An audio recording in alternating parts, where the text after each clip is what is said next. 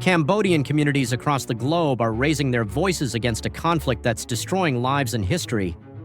Stay tuned to hear their message and why the world needs to listen. On December 20th, 2025, Cambodian people gathered in Olympia, the capital of Washington state, to raise their voices.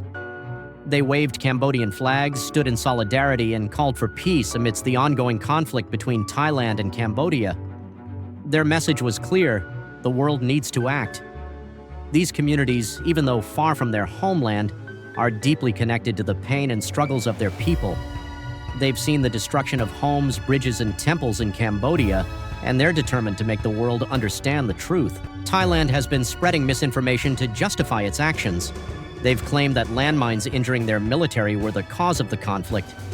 Then they shifted the narrative, blaming scams in Cambodia as the reason for their aggression.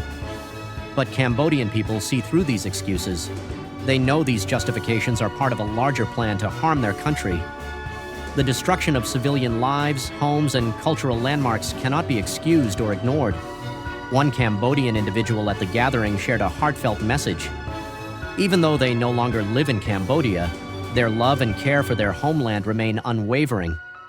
They, like so many others, want this war to end. Cambodians worldwide are calling for peace. They've endured too much pain, too much loss.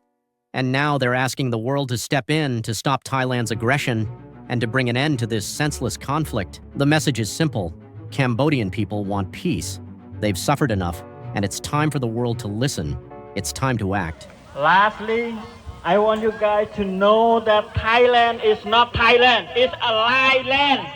It's a lie land. Because they fake everything. From the news, from the action, everything that they act on Cambodian people is not human. They are animals. Because we cannot use the language of human beings. Because everything they turn from the white to black and to the darkness generation that even worse than the Khmer Rouge. Because what they wait now is not the way that, because Cambodia, we want to negotiate, but how can they deny? The world can hear about what Thailand, and it is shown that Thailand is the real invader. It's not a peacemaker. But look at the Cambodian side. Look at the government. Look at the military. We only protected our territory. We never have an intention to invade back, but we said we are protected. Today, the Cambodian Americans gathered together here in Washington State as state capital. We raise our voice and let the world know Cambodia needs peace. We do not want war with Thailand. One thing I remember, December 7, 1941, Thailand, together with Japan, bombed Pearl Harbor, destroyed a lot of weapons and ships in Hawaii. And again, December 7, 2025, Thai invaded Cambodia. They want to relive the history of a bad time when they destroyed in World War II. Now they want to relive, they want to bring the war back into Cambodia. We never want war. Thai need to stop lying to the world, okay? They are the aggression against Cambodia. All our people, they use F-16 they bought from Americans, supposed to protect their territory, but instead they used to invade Cambodia, and they used F-16 to bomb, destroy a lot of the properties and UNESCO sites, including women and children, especially children. They need to go to school, but instead they run away from all this bombing. It's so cheap, Thailand. It's so cheap that they did that with Cambodia, right? Use the most powerful weapon, but destroy the country that cannot defend themselves. Thai need to stop this nonsense war. Cambodia want peace. The world need to know, okay? Need to know that we do not want any war with any country. Okay? I really appreciate the people that are standing here during the raining season and cold, but we raise our voice so that the world will know that we never want any war. We will defend of Cambodia. We will defend the kingdom of Cambodia and our people. Cambodia need peace វាសួរអាយដាមអាយដាមជើញមកពីស្រុកខ្មែរហើយស្ថានភាពនៅស្រុកខ្មែរយើងពេលនេះគឺវាយ៉ាងម៉េចទៅហើយអាយដាម ខ្ញុំមើលតាមតែព័ត៌មាននេះឃើញថាគឺការនៅស្រុកខ្មែរយើងឃើញថាបច្ចុប្បន្ននេះចៅជៀនមានសៀមវានៅតែជាយាមវាយបាទដំណើរទីតាំងយើងតាមព្រំដែនស្ទើរតែគ្រប់កន្លែងប៉ុន្តែទោះយ៉ាងណារយៈយុទ្ធជនយើងនៅសមរភូមិបានទប់ទល់ការពារសមរភូមិយើងស្ទើរបានគ្រប់កន្លែងទាំងអស់បាទ បាទអរគុណច្រើនហើយតើអាយដាមមានពាក្យពេចន៍អីផ្ដាំផ្ញើទៅពិភពលោកឲ្យបានដឹងថាថៃគឺកំពុងតែឈ្លានពាននៅលើទឹកដីខ្មែរយើងតើយើងចង់ផ្ដាំផ្ញើពាក្យអីខ្លះទៅពិភពលោកឲ្យបានដឹងទេបាទ បាទខ្ញុំតាំងនាមឲ្យទីជនហើយនឹងអ្នកយើងទាំងអស់ទីជនកម្ពុជាទាំងអស់សូមផ្ដាំផ្ញើនឹងជឿនឿទៅពិភពលោកទាំងអស់ជាពិសេសលោកនាយករដ្ឋមន្ត្រីដូណាល់ត្រាំដែលលោកបានទៅចុះហត្ថលេខានៅទីក្រុងកាឡាតំពួរកាលពីថ្ងៃទី26ខែ10នោះមកដល់ថ្ងៃនេះហើយនាយករដ្ឋមន្ត្រីថៃក៏ដូចជាថ្នាក់ដឹកនាំថៃហាក់ដូចជាមិនគោរពនៅកិច្ចព្រមព្រៀងនោះគាត់ទេសោះសូមព្រាវឲ្យពិភពលោកដែលមានលោកអ៊ីវ៉ាត់អ៊ីប្រាហ៊ីមនាយករដ្ឋមន្ត្រីម៉ាឡេស៊ីហើយធានារដ្ឋាភិបាលអាមេរិកនិងមហាអំណាចចិនសូមឲ្យចូលជួយបាទប្រជាជនកម្ពុជាដែលជាប្រទេសតូចហើយប្រទេសជិតខាងនេះជាប្រទេសថៃហ្នឹងបាទសៀមនោះឆ្លៀតពៀនបំពេញមកយើងអត់គោរពនៅកិច្ចព្រមព្រៀងដែលបានឈប់បាញ់នេះសោះបាទ បាទអរគុណច្រើនតើអាយដាមចង់មានពាក្យពេចន៍អីផ្ដាំផ្ញើជូនពរទៅដល់កងទ័ពយើងដែលកំពុងតែខំប្រឹងការពារទឹកដីរបស់យើងទេបាទ បាទខ្ញុំសូមផ្ដាំផ្ញើនឹងជូនពរដល់ប្រជាជនយើងដែលនៅតាមព្រំដែនកំពុងតែយុទ្ធនឹងការពារបាទសូមផ្ដាំផ្ញើនិងសូមគោរពជូនពរដល់ប្រជាជនយើងឲ្យបានទទួលនឹងជ័យជំនះ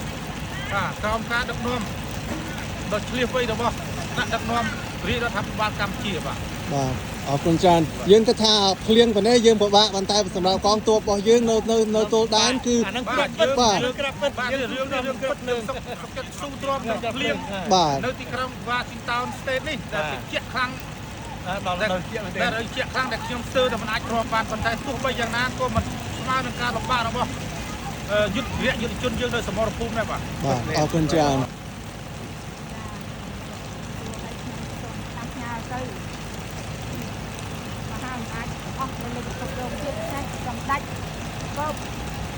Robert Francis Rivers និងមហាអំណាចទាំងអស់នៅក្នុងពិភពលោកនិងប្រជាជនដែលស្រឡាញ់យុត្តិធម៌និងមនុស្សធម៌ទូទាំងពិភពលោកទាំងអស់ជួយបញ្ឈប់នៅទង្វើអសិលធម៌យ៉ាងព្រៃផ្សៃរបស់ទានមកលើប្រទេសកម្ពុជារបស់ខ្ញុំដែលឈប់ទៅជាទីបំផុតមិនរើសមុខថាជាប្រជាពលរដ្ឋឬក៏កុមារហេតុនេះខ្ញុំក៏សូមមានចំណាត់ការជាបន្ទាន់ទុកឲ្យប្រើអាវុធហោះហើរទម្លាក់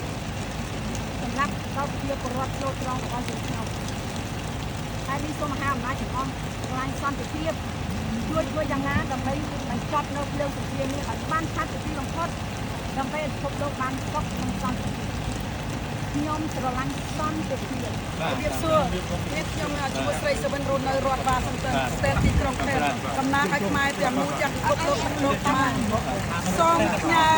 នៅពាក្យពេចន៍ទាំងអស់នេះដល់បងប្អូនខ្មែរយើងជាស្រឡាញ់គ្នាខ្មែរតែមួយខ្មែរស្រឡាញ់ខ្មែរគ្មានប្រទេសណាជនជាតិណាស្រឡាញ់ខ្មែរជាងខ្មែរយើងទេហើយពួកយើងខំនាំគ្នាគ្រប់គ្រងក៏ប្រើរបស់ពួកអាស៊ានចោល